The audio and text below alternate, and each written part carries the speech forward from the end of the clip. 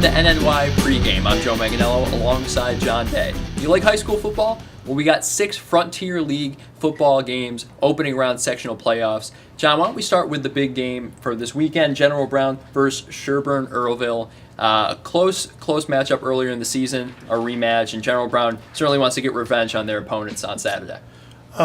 General Brown, that was their only loss of the season. They got outplayed in just about every year, lost by 3 touchdowns.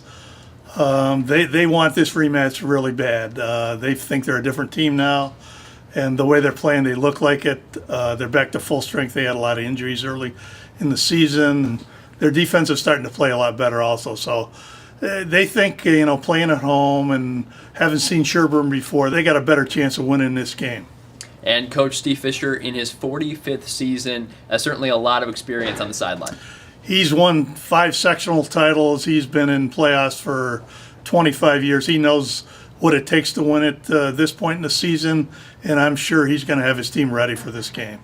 Another big game on Saturday night is Indian River, the number 1 seed of Class A. They're playing Oswego. Now, John, bit of a lopsided matchup. Indian River has been a mighty team, 7-0, and they're outscoring opponents 24 points a game. So certainly a lopsided affair is what we should expect on Saturday.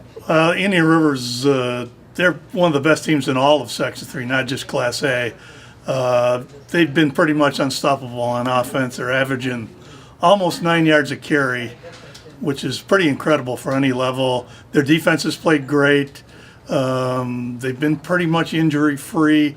I think they're going to win this game fairly easily. Oswego has struggled this year. They haven't been anybody really good. So Indian River's going to pretty much call the shots in this game and hopefully get healthy for the rest of the playoffs. Now, an opponent that Indian River handled earlier in the year was Carthage, but they make the sectional playoffs. They take on Fulton. Yeah, Carthage they stumbled last week big time. They lost 31-0 to Whitesboro in a game that they needed to win to get a home game. So now they have to go on the road against a team that they beat fairly easily, but Fulton's gotten a lot better as the season goes along. So I expect this game to be a lot closer. If Coach Sam Ellis gets his team ready, I think they can still beat Fulton, and then everybody will have the Indian River Carthage rematch next week in the semifinals that they've been looking forward to. An X factor for Carthage, of course, is Josh Yelvington, a very fast, quick playmaker for them at running back and receiver. Now, another game that should be tight this weekend is Thousand Islands against JordanElbridge. Now, Thousand Islands is going to be traveling to JordanElbridge. They played each other in the Dome the first game of the season. It was an 8-7 affair. So, John, probably going to see another low-scoring game between these two teams. These are 2 of the best defensive teams on paper in the section.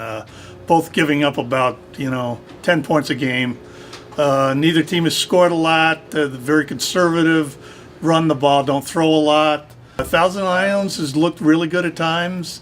And then a couple games they haven't played up to expectations, but they have a history of doing well in the playoffs, and I think Coach Joe Gilfuss will have his team ready to play this week. Now, a game that we aren't anticipating will be very close is Homer versus South Jeff.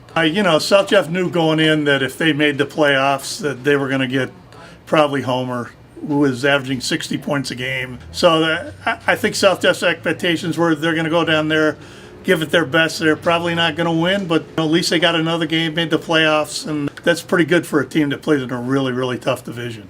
And our last Frontier League team in the opening round for sectionals this weekend is Sandy Creek out of Class D. Really good team. They're a 1-loss team, and they beat their opponent West Canada Valley 27-0 back on September 12th. John, you and I both talked about Sandy Creek. They have a chance to really make a run in the sectionals this year. This is a really good team. They had to replace almost their entire defense, and they've really done a great job. They have 3 shutouts this year and have played really, really physical defense. Offensively, they've got a couple great playmakers, and quarterback Kyle Fayette and Cameron Hall. They do a lot of good things. They're quick. They're dynamic. They can make big plays. This is a game that probably Sandy Creek's going to win fairly easily. But, down the road, they're going to have some tough matchups. Probably Dolgeville at some point, unbeaten, number 1 seed. But Sandy Creek is tough. They played General Brown right to the last 5 or 6 minutes. So they prove they can play with some of the really good teams in Section 3. John, if you had to put your finger on it, what do you think will be the best game from this weekend? I think the General Brown Sherburne game, both teams had a lot to prove. General Brown wants to prove that they're a lot better than the first time they played. Sherburne's kind of struggled into the playoffs, losing a couple games. And I think both teams want to prove that they can still be contenders. Well, for John, I'm Joe Manganiello, and thank you for tuning in to the NNY pregame.